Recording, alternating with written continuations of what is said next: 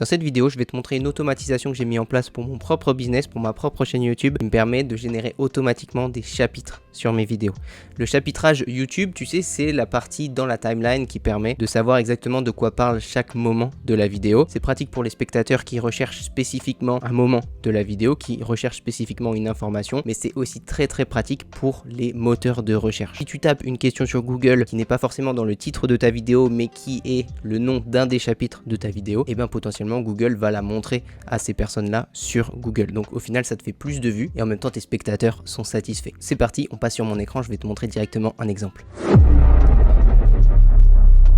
Juste avant de commencer, si tu ne me connais pas, je m'appelle Nathan. Sur cette chaîne, je te montre comment automatiser les processus de n'importe quelle activité, des automatisations que tu peux vendre à des entreprises ou des automatisations que tu peux dès aujourd'hui mettre en place pour ton activité. Donc si aujourd'hui tu estimes qu'il y a des parties de ton activité qui peuvent être automatisées pour te faire gagner du temps, gagner de l'argent et également faire des économies, je te laisse me contacter via les informations dans la description. Je pense que la meilleure façon de te montrer cette automatisation, c'est de le montrer en live. Je vais le montrer avec ma propre vidéo que j'ai postée hier, scraper les données d'un site web avec Make. Comme tu peux le voir dans la description, actuellement il n'y a pas la timeline. Pour t'expliquer, j'avais pas compris ça au début, mais pour qu'il y ait la timeline avec les différents chapitres sur YouTube, et bien en fait c'est dans la description de ta vidéo que tu dois mettre les timecodes. Les timecodes, c'est le moment où le chapitre commence et le timecode suivant, c'est le chapitre suivant. Donc en fait, nous, ce qu'on va devoir faire, c'est générer automatiquement dans la description, comme tu peux le voir ici, il n'y a rien, c'est de générer automatiquement dans la description la timeline de nos chapitres. Et en faisant ça, et bien automatiquement, YouTube va détecter qu'effectivement maintenant on a des chapitres et va les mettre disponibles sur la vidéo YouTube. Là, si je te montre la vidéo, effectivement, on n'a actuellement aucun chapitre. Donc là, je suis sur ma vidéo, je vais juste copier le lien, donc tu vois, copier current URL, c'est bon, et je vais retourner sur mon scénario Make, le scénario que nous allons créer ensemble par la suite. Donc là, je clique juste sur Run Once, je colle l'URL de ma vidéo YouTube, je fais OK, et là c'est bon, mon scénario est lancé. Et donc là c'est bon, comme tu peux le voir, le scénario est terminé, ma vidéo YouTube a été modifiée. Donc si je retourne par exemple ici et que j'actualise ma page, cette vidéo je vais te montrer comment on peut voir que maintenant on a effectivement les chapitres qui sont mis en place avec, dans la description, on a les timecodes des différents chapitres. Alors juste avant qu'on commence à créer le scénario ensemble, je vais te mettre comme d'habitude un lien dans la description de cette vidéo qui te permettra de télécharger tout le scénario ici. Au moins ça t'évite de faire des erreurs et ça t'évite de devoir faire exactement ce que je vais faire dans la vidéo. Je t'encourage bien sûr comme d'habitude à quand même la suivre pour savoir à quoi correspond chaque module. Une fois que tu l'auras téléchargé, tu n'auras plus qu'à aller ici, cliquer sur Import Blueprint et ici choisir le fichier que tu viendras de télécharger. Donc c'est parti, on va créer le scénario. Si tu connais pas l'outil que j'utilise, c'est make.com, c'est l'outil que j'utilise pour automatiser un maximum de processus pour mon entreprise et pour celle de mes clients. Il y a une version gratuite qui te permettra largement de faire le job pour en tout cas cette automatisation là, donc n'hésite pas à passer par mon lien. Donc quand on crée un scénario, on arrive sur cette interface là. La première chose qu'on va faire, c'est récupérer le lien de notre vidéo. Donc ce qu'on peut ajouter ici, c'est une variable tools, donc toi tu peux taper tools ici et on va mettre cette variable. Très bien.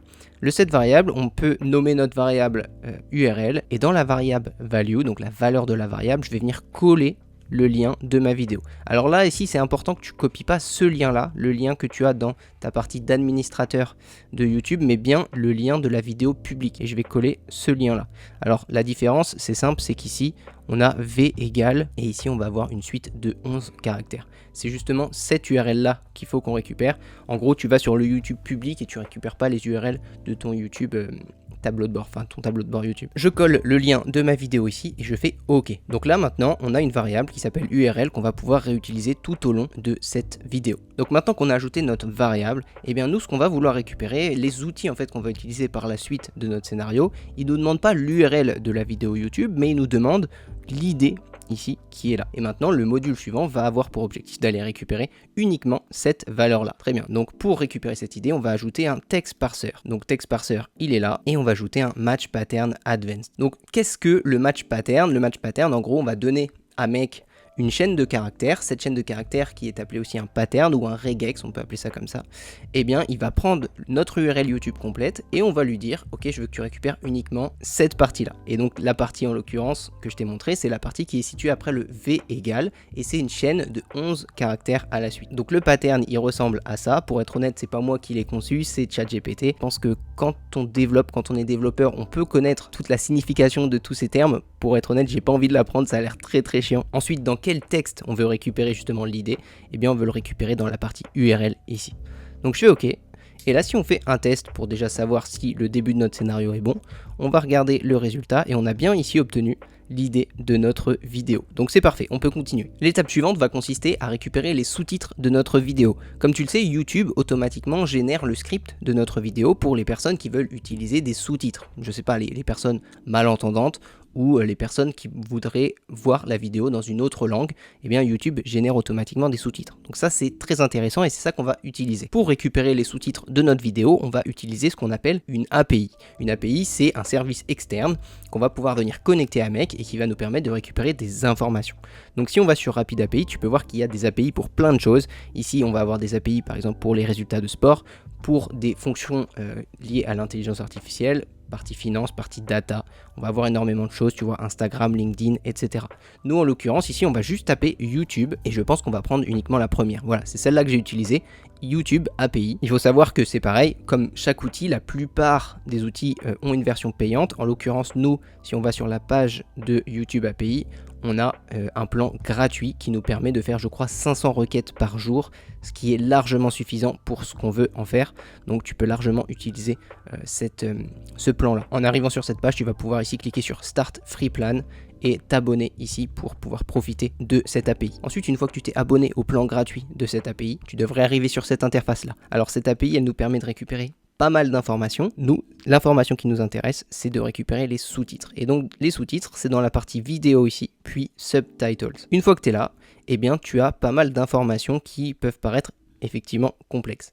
Donc, la première chose que tu vas faire pour avoir la même interface que moi, c'est ici dans Target, tu vas sélectionner PHP. Au moins, ça te permettra, comme moi, de savoir exactement où sont situées les informations. Une fois que c'est bon, eh bien, tu vas retourner sur Make et on va ajouter un module HTTP. Donc ici, tu vas ajouter le HTTP et tu vas choisir le module Make a Request. Maintenant, là, on a des détails qui nous sont demandés, notamment le premier, c'est l'URL. Donc là, en fait, ça va simplement être d'aller récupérer les informations sur Rapid API. Donc tu vois, l'URL, elle est ici. Tu la copies, tu viens la coller dans le champ URL ici. Très bien. La méthode get, tu vas laisser get. Les headers, donc tu vas ajouter un premier header. Le premier header, ce sera la valeur qui est ici. Donc avant les deux points, fais bien attention, il ne faut pas que tu prennes la guillemets qui est là. Tu retournes sur Make, tu copies le header et là la valeur, eh bien la valeur c'est simplement celle qui est de l'autre côté des deux points. Donc encore une fois, ne prends pas le guillemet, tu retournes sur Make, tu colles la valeur et comme tu peux le voir ici sur Rapid API, on a deux valeurs de header. Donc on doit ajouter un deuxième header. En cliquant sur Add Header, on colle la deuxième valeur et puis là la value, donc là je vais te la masquer parce que c'est ma clé API, eh bien tu dois simplement copier-coller ta propre clé API. Une fois que c'est bon, eh bien tu vas ici cocher la case Parse Response. Très bien. Et ici, comme tu peux le voir, dans notre URL qu'on a copié-collé via Rapid API, et bien par défaut, tu vois, il nous a mis un ID de vidéo. Donc ça, c'est un ID d'une vidéo en particulier. En l'occurrence, nous, on ne veut pas utiliser l'ID qui nous est fourni par Rapid API, mais on veut utiliser notre propre ID. Donc on va simplement ici identifier les 11 caractères à la fin de cette URL, on va les supprimer et on va utiliser l'ID qu'on vient de récupérer. Et donc l'ID qu'on vient de récupérer, c'est celui-ci qui vient du module Match Pattern, et donc c'est Fallback Match. Je fais OK, et donc là on va faire un premier test en faisant Run Once. On a effectivement ici des résultats. Si je vais ici dans la partie Data, on a dans la partie Subtitle une URL. Et cette URL là, si je la sélectionne en entier, que je fais clic droit accéder à, on a effectivement tous les sous-titres de ma vidéo. Donc ça c'est parfait. En fait les sous-titres ils sont pas très importants en soi, les sous-titres on s'en fiche. Nous c'est juste qu'à partir de ces sous-titres, on va pouvoir récupérer tout le script de ma vidéo, donc c'est parfait. C'est exactement ça qu'on veut parce qu'après on va pouvoir donner le script à ChatGPT et ChatGPT va automatiquement pouvoir nous diviser notre vidéo en plusieurs chapitres. Donc là on a une page web sur laquelle on a tous nos sous-titres. Nous on veut pas une page web, on veut récupérer tous ces sous-titres là sur Make. Donc pour ça, on va ajouter un nouveau module HTTP. Cette fois ce sera un module GetAFile. Et là on nous demande uniquement une URL. Nous on va simplement aller récupérer l'URL qui a été renvoyée dans laquelle on avait tous nos sous-titres. Donc cette URL là, elle est dans la partie Data, Subtitles, puis URL ici. Je clique sur OK. Et donc là, normalement, c'est bon. Via ce module, on a récupéré tous nos sous-titres. Alors maintenant, comme je te l'ai dit, on a récupéré tout ça sur Make. Sauf que là, en fait, tu comprends bien qu'on ne peut pas trop utiliser ce format-là, parce que c'est un format de type XML, et le format de type XML, malheureusement, si on donne tout ça à ChatGPT, il va pas trop comprendre. Comme c'est un format XML, grâce à Make, sur Make, on va pouvoir ajouter un module parse XML. Donc si on tape parse XML, il est là, XML, on a parse XML ici. Donc tout ce qu'on a à faire ici, c'est juste donner dans le champ XML la valeur data qui vient de getAFile. Et là, automatiquement, si on fait un test, je fais run once, si on fait un test, bah mec va comprendre que c'est du XML et va séparer chacune des données. Donc ici, si je clique sur le transcript texte, et bien ici on a chacune des lignes qui est mise dans ce qu'on appelle une collection sur Make. Donc c'est un petit peu une sorte de tableau.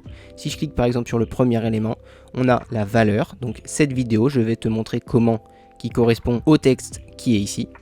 Et ensuite on va avoir deux valeurs ici, deux variables qui sera une variable start et une variable duration. Si on vérifie, on a bien attribute, on a start et duration. Donc c'est parfait. Déjà à partir de ça, on a réussi à diviser les éléments par rapport à est-ce que c'est du texte que je dis ou est-ce que c'est une valeur qui correspond soit à une durée, soit au moment où je commence à dire. Voilà, tu vas comprendre par la suite pourquoi c'est important, parce qu'en fait là le texte il n'est pas du tout formaté de manière à ce qu'on puisse l'utiliser facilement. L'étape suivante, c'est de réfléchir comment on va donner notre script à ChatGPT, sachant que ChatGPT doit connaître notre texte, ce qu'on dit dans le texte, mais également à quel moment on le dit. Parce que s'il ne sait pas à quel moment on le dit, il va avoir du mal à définir le temps à partir duquel le chapitre qu'il a déterminé va commencer. Donc pour ça, notre XML, on va le modifier un petit peu. On va déjà ajouter un itérator. Donc l'itérator, il est là, c'est dans Flow Control Iterator. Grâce à parse XML, on a récupéré un tableau qui est du coup ici, texte. Et donc à partir de ce tableau, notre objectif, ça va être de carrément donner un texte complet à ChatGPT. Tu vois, on peut pas lui donner plein de tableaux à la suite, il va pas comprendre. ChatGPT, il comprend uniquement du texte. Donc on va prendre chacune des lignes de notre tableau et à partir de ces lignes là on va créer un immense paragraphe. Chacune des lignes de ce paragraphe correspondra à une phrase que je dis. Donc après l'itérator, on va ajouter un nouveau module qui s'appelle un texte agrégateur. Donc c'est pareil, c'est dans Tools ici et on va avoir ici texte agrégateur. Le texte agrégateur, il nous permet de partir d'un tableau et à partir de ce tableau, il va créer simplement un long paragraphe dans lequel on va retrouver chacune des lignes du tableau. Donc le source module, c'est l'itérator et le texte. Et bien là, le texte, qu'est-ce qu'on va donner à ChatGPT? Moi, ce que j'ai fait dans mon scénario, c'est de dire, ok, à telle minute, donc j'ai mis le moment de start, la valeur start qui est ici, start, j'ai mis un 2 points, donc ici espace 2 points, je remets un espace et là je mets la phrase que j'ai dit à ce moment-là. En fait, on refait un petit peu ce qu'on avait retrouvé dans notre XML, sauf qu'on l'adapte de manière à ce que ChatGPT puisse le comprendre et on enlève la partie duration qui, pour moi, importe peu dans ce cas de figure. Donc le start, c'est cette valeur-là, les 2 points, puis ensuite la valeur qui est ici. La valeur, c'est bien le texte que je dis à ce moment-là de la vidéo. Ensuite, pour avoir un petit peu plus de visibilité et pour que ChatGPT comprenne que chacune des lignes correspond à un sous-titre que j'ai donné, on peut ajouter un retour à la ligne. Et le retour à la ligne, c'est dans la partie ici, paragraphe, et on a ici New Line. Si on fait un test, on peut tester. De toute façon, l'avantage, et ce que je recommande toujours de faire en automatisation, c'est de faire des tests. En plus, comme tu peux le voir ici, c'est très rapide. Si je clique ici, on a notre input, donc l'input c'est ce qu'on donne à notre module, et l'output final, il est là, donc on a bien effectivement qu'un seul bundle, on a tout notre paragraphe. Donc comme tu peux le voir, c'est pas un tableau, mais c'est bien un long string, on a tout notre paragraphe avec le moment où je commence à parler et le texte que je dis à ce moment-là. Voilà, donc là on va pouvoir simplement maintenant le donner à ChatGPT qui lui devrait pouvoir, avec toutes ces informations-là, nous sortir un chapitrage correct de notre vidéo. Donc après, on va bien sûr cliquer sur le plus, puis taper OpenAI, il est là, et on va ajouter le module créer une complétion. C'est le module que j'utilise tout le temps pour ChatGPT et c'est un petit bijou. Donc le modèle qu'on va utiliser, moi j'utilise souvent le 4O qui fait tout le temps le job. Ensuite on va ajouter un message. Le premier message ce sera un message de type système, développeur / système. Ce message là ce sera génère un chapitrage clair et concis. Pour chaque chapitre, renvoie un titre et le timecode de départ en secondes. Et ensuite je lui demande renvoie-moi un JSON comme suit, avec du coup une partie chapitre. Dans chaque chapitre, on retrouve le temps et le titre. Et voilà, à partir de ça, juste ça, ChatGPT comprend comment il doit me renvoyer les informations et sous quel format. On va ajouter un deuxième message. Ce deuxième message, ce sera un message de type user.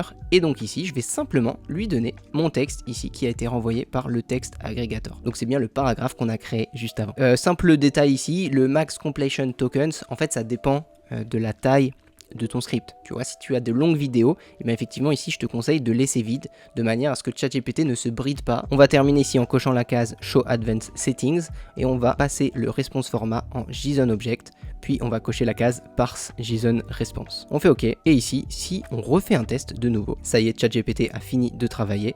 Si on va dans la partie ici résulte, on a bien un tableau chapitre, et dans ce tableau chapitre, on a 7 éléments. Si on prend un élément au hasard, on a par exemple ici le chapitre création de l'automatisation, qui commence à partir de la 87e seconde. Donc là, comme tu peux le voir, on a obtenu un tableau. Et ben en fait, on va devoir faire exactement la même chose que tout à l'heure, c'est-à-dire qu'on va devoir convertir ce tableau en texte pour le mettre dans la description de notre vidéo YouTube.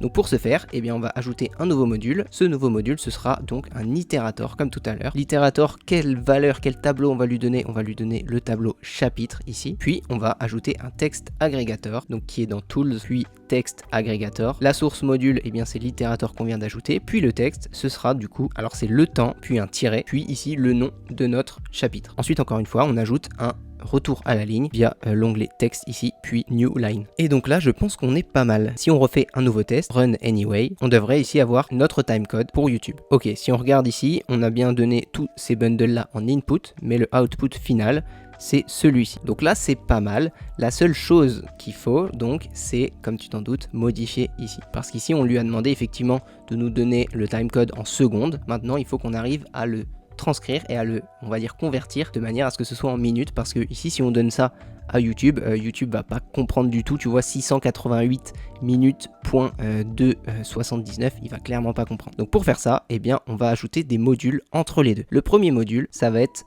un module de type set multiple variable. Dans ce module là, on va créer une variable minute puis une variable seconde. Donc le premier item, ce sera minute. Pour minute, et bien en fait, comment calculer des minutes à partir de secondes? Et bien on va simplement venir diviser ici temps, on va le diviser. Donc pour diviser, on va aller ici dans la partie mathématiques, puis diviser, et on va le diviser par 60. Comme on veut uniquement le nombre entier de minutes, et bien on va mettre tout ça dans une fonction round. Donc tu vas taper round, tu vas ouvrir la parenthèse, puis tu vas la fermer ici. Et qu'est-ce que ça va faire? Et bien par exemple, si on est à, je sais pas, 123 secondes, ce qui correspond à 2 minutes et 3 secondes, et bien on va uniquement récupérer le 2 minutes. On va pas récupérer le 3 secondes, mais uniquement le 2 minutes. Le 3 secondes, on va le récupérer dans la variable seconde qu'on est en train de créer juste maintenant. Donc pour la partie seconde, ce qu'il nous faut, eh bien c'est utiliser le reste de la division. Ici, on a la partie entière de la division qu'on fait. Pour récupérer uniquement le reste de la division, eh bien c'est pareil, ici on va venir chercher temps. Et dans la partie mathématique, pour récupérer le reste, c'est pas diviser qu'on doit utiliser, mais c'est mode de 60. Et donc ici, bah par exemple, si on a 123, la partie entière c'est 120, donc on l'enlève. La partie qui reste, c'est 3. Et donc 3 correspondra bien au nombre de secondes qu'il nous faut. Je fais OK et je vais venir modifier ici le texte agrégateur. Ici, j'ai plus besoin du temps qui venait de l'itérator. Mais ce qu'on va faire ici, c'est d'ajouter les minutes. On va rajouter 2 points, puis on va ajouter les secondes. Si je fais OK et que je fais un run once, voyons le résultat final. On a notre texte ici et on a 00 introduction, une 37 exemple de scrapping, et ça marche pas mal. Il y a maintenant un dernier détail à régler, parce que sinon YouTube ne comprendra pas, c'est que par exemple ici, on a 8 minutes et 7 secondes, sauf que comme tu peux le voir, le 7 secondes, eh ben, il est écrit bizarrement, tu vois, c'est écrit 8.7, alors que 7 secondes, pour que YouTube capte que c'est un chapitre, eh bien on devrait plutôt écrire 8 minutes et 0,7 secondes. Parce que là, voilà, automatiquement YouTube va se dire non, non, c'est pas un timecode vu que le format n'est pas le bon. Et donc pour ça, on va ajouter de nouveau un module ici. Ça va de nouveau être un module set variable. Donc je vais taper set variable. Ici, on n'a pas besoin de mettre set multiple variable, mais juste set variable qui est là. La variable name, eh bien on va de nouveau l'appeler seconde. C'est assez compliqué à expliquer de manière simple, mais ce module, on va faire en sorte que si le nombre de secondes qu'on a, eh bien, il n'a qu'un seul caractère. Donc, comme on l'a vu ensemble, si le nombre de secondes est entre 0 et 9, eh bien, au final, on n'aura qu'un seul caractère et donc YouTube ne va pas comprendre. Donc, notre objectif ici, c'est d'ajouter une fonction qui va dire, ok, si le nombre de caractères de nos secondes il est de 1, eh bien, on va venir rajouter un 0 juste avant. Par contre, si le nombre de caractères est de 2, bah là, on n'y touche pas, on ne change rien. Donc, pour ça, il faut que tu fasses une fonction if. Donc, tu vas taper if, tu vas ouvrir la parenthèse et ensuite, on va aller vérifier la longueur de notre justement chaîne de caractères qui correspond aux secondes. Donc pour ça, on va taper length, on va ouvrir la parenthèse, on va mettre la variable ici seconde, on ferme la parenthèse et ici on va aller dans la petite roue dentée et on va aller vérifier donc en cliquant sur le égal si justement la taille de notre variable seconde est égale à 1. Si elle est égale à 1, donc là tu mets un point virgule, ce qui se passe après le point virgule, c'est dans le cas où notre nombre de secondes a un seul caractère. S'il a un seul caractère, eh bien on va venir rajouter un nouveau 0. Donc tu vois, je vais juste taper 0 et puis je vais rajouter seconde. Donc automatiquement, en fait, notre variable seconde deviendra 0, puis la variable seconde. Donc si on avait par exemple 7 secondes, et bien ça deviendra 0,7. Par contre, dans le cas de figure où le nombre de secondes possède 2 caractères, et bien là, on va uniquement mettre seconde. On va pas rajouter le 0 avant. Je ferme la parenthèse, je fais OK. Et donc là, dans notre texte agrégateur, on va pas utiliser cette variable seconde, mais on va utiliser celle-ci. C'est assez complexe, je peux le comprendre, à imager tout ça, mais c'est comme ça que ça fonctionne et c'est en fait une logique mathématique de conditions. Voilà, les conditions, c'est assez important quand tu crées des solutions sur Make. C'est normal si tu comprends pas dès le premier coup. Voilà pourquoi c'est important aussi que tu suives cette vidéo si tu as téléchargé le scénario, parce que ça te permet de faire des tests de ton côté aussi. Et c'est comme ça qu'on apprend. Voilà, notre scénario est terminé. Si je vais voir le résultat final, je sais pas si on a un exemple quelque part. Voilà, 0,8. Tu vois, le 14 2.08, avant qu'on fasse cette modification, on aurait eu 14 2.8. Et au final, YouTube n'aurait pas compris ce fonctionnement. Voilà, donc maintenant qu'on a ça, eh ben, on n'a plus qu'à venir modifier la description de notre vidéo. Donc pour la modifier, eh bien, il y a un petit détail qu'on doit faire, c'est aller récupérer la description de base de notre vidéo. Parce qu'ici, avec Make, si je rajoute un module, tu peux voir que sur Make, il y a un module YouTube ici. Et le module qu'on va utiliser, nous, c'est Update Video Details. Ici, on nous demande l'idée de la vidéo. Donc l'idée, on l'avait au tout début via le text parser qui est là. Ici, on va pouvoir modifier le titre. En l'occurrence, c'est pas ça qu'on veut. Mais nous, ce qu'on veut, c'est modifier la description. Sauf qu'ici, eh bien, on n'a pas la description de base. Donc en fait, si ici, je tape du texte, eh ben, ce texte-là va remplacer la description actuelle. Sauf que moi, je ne veux pas remplacer la description actuelle, je veux juste rajouter du contenu à la suite de la description qu'on a actuellement. Donc ce qu'il faut, c'est en fait trouver un moyen d'aller récupérer la description qu'on a actuellement, puis ensuite, via ce module, on va venir ajouter la variable de notre description actuelle, puis rajouter le contenu de notre texte agrégateur ici. Donc pour ça, ici, on va venir ajouter un nouveau module HTTP ici. Ce qu'on peut faire ici, c'est faire un clic droit, clone, et on va venir le mettre juste après ici. Donc en cliquant sur la petite baguette magique, tac, tout s'ordonne correctement. Et c'est juste ce module qu'on va venir changer. En fait, c'est pas la variable subtitle dont on va avoir besoin. C'est si on retourne sur YouTube API, on va avoir besoin de Video Details ici. Donc comme tu peux le voir, ici l'URL, tout ce qui change, c'est juste ça. Au lieu de subtitle, c'est juste écrit info. C'est uniquement ça qui change. Donc sur Make ici, au lieu de subtitle, je vais mettre info. Très bien. Normalement, il n'y a rien d'autre à changer. Si on fait OK, normalement, ce module-là devrait nous renvoyer la description de notre vidéo. Ce qu'on peut faire ici pour éviter de tout refaire notre scénario, mais pour quand même faire un test, on peut juste faire ici un unlink. On fait un run once, ça n'a pas marché, on a une erreur 404 qui nous dit que info n'existe pas. Donc apparemment, j'ai mal copié l'URL. Voilà, en fait, c'était /vidéo, donc je me suis trompé. On va directement copier l'URL comme il aurait fallu que je fasse. On va venir la coller ici et on va juste supprimer, comme on a fait tout à l'heure, l'idée de la vidéo ici pour mettre notre propre idée. Voilà, là je fais OK, je fais run once et voilà. Et là donc normalement on a les informations de notre vidéo, data, scraper les données d'un site web avec Make, on a bien le titre, on a bien le titre de la chaîne et la description elle est là. Donc c'est parfait. Donc là on a la description et maintenant qu'est-ce qu'on va devoir faire? Eh bien sûr relier ici au module getFile, puis ensuite ici Update Video Details, la description, on va venir aller chercher la description ici de la vidéo, on va ajouter un retour à la ligne, moi j'aime bien en rajouter deux, ça permet d'aérer un petit peu la description, et ici on va venir aller mettre le résultat de notre texte agrégateur ici, texte. Très bien, c'est la seule chose qu'on avait besoin de changer. Si je fais OK, on peut même faire un test en venant supprimer le chapitrage que j'avais créé au début de cette vidéo. Je fais enregistrer de manière à te montrer le résultat final. Je pense bien sûr à sauvegarder. Je lance mon scénario. Ça y est, le scénario est terminé. Si je retourne sur YouTube et que j'actualise cette fenêtre, on a effectivement de nouveau un chapitrage qui a été réalisé. Donc c'est pas le même qu'au début de cette vidéo, mais au final il correspond quand même pas mal à la vidéo que j'ai postée. Pour terminer, ce qui pourrait être intéressant maintenant, eh ben, c'est potentiellement de lancer ce scénario à chaque fois que Make détecte une nouvelle de tes vidéos. Donc pour ça, ce que tu peux faire, c'est rajouter, alors je vais pas te le montrer dans la vidéo parce qu'à mon avis elle commence vraiment à être longue, c'est ici d'aller récupérer les vidéos de ta chaîne. Donc tu vois, Watch Video in a Channel, ce module là te permet de déclencher un scénario à chaque fois que ce module détecte une nouvelle vidéo sur ta chaîne YouTube. Ça peut être intéressant parce que ça peut te permettre, par exemple si tu mets ce scénario tous les matins il va aller vérifier si tu as une vidéo YouTube qui a été publiée dernièrement. Et s'il envoie une, et bien automatiquement il va lancer le scénario tout seul de manière à ce que automatiquement la vidéo soit chapitrée. Ça peut être intéressant à mettre en place. Tu peux également mettre en place un système, et ça tu me diras dans une prochaine vidéo si tu veux que je te montre, par exemple créer une extension Google. Je me dis ça pourrait être intéressant si je vais sur ma vidéo ici, tu vois, alors moi je suis sur Arc, donc mes extensions elles sont ici, mais potentiellement créer une extension qui te permettrait automatiquement de générer le chapitrage d'une vidéo via une extension, au lieu de devoir aller sur Make pour lancer le scénario.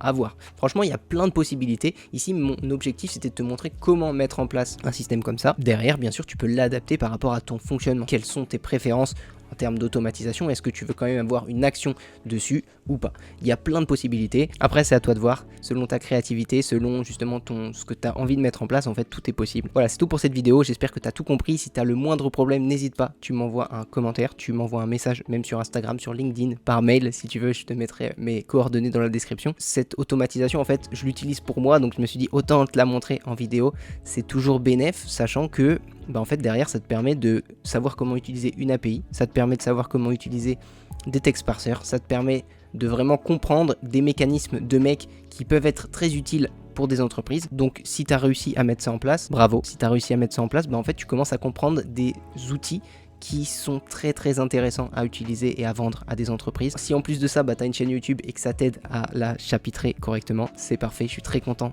de t'avoir aidé. Je te dis à très bientôt pour une prochaine vidéo. Ciao.